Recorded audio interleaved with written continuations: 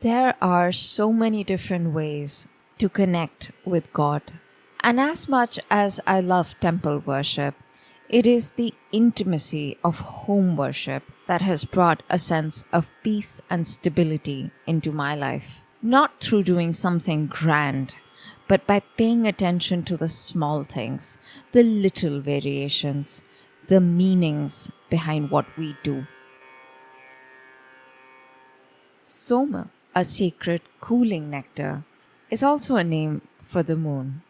When I look at her, I see a milky white, calm surface. So it's always a bit of an irony for me that the moon is also linked so strongly with the mind and emotions, including depression, hormonal imbalances, and anxiety. On Mondays or Somvar, when her energy is dominant, one can feel a little heavier, a little slower to settle into the day. There is a cure for the Monday blues, though. Hindu philosophy so beautifully connects planetary energy to the forms of the divine we turn to each day. On Somvar, as we worship Shiva, we find stillness. He is the unmoving witness. And there are so many times when simply sitting before him in silence, I notice a softening within. Things don't necessarily go away, but they settle. The heaviness of Somvar melts into that quiet space. And this connection between how we might feel and whom we worship carries on throughout the week. Mangal, associated with Mars, also means auspiciousness and well-being. Mangalvar, or Tuesday, is a day where your energy can feel heightened.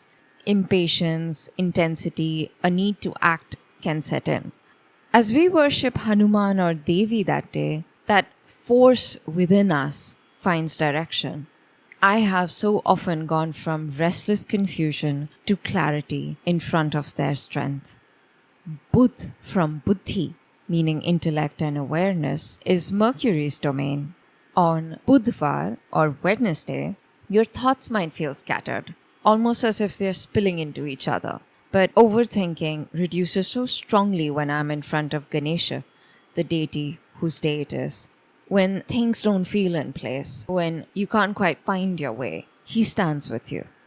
On Guruvar or Thursday, there can be a pull to learn, to grow.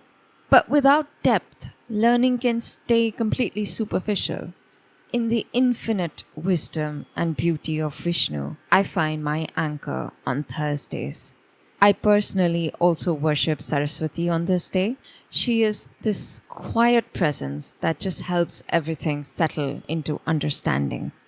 Shukra, refinement and beauty, is linked to Venus. On Shukravar or Friday, the desire for comfort, pleasure or indulgence can rise.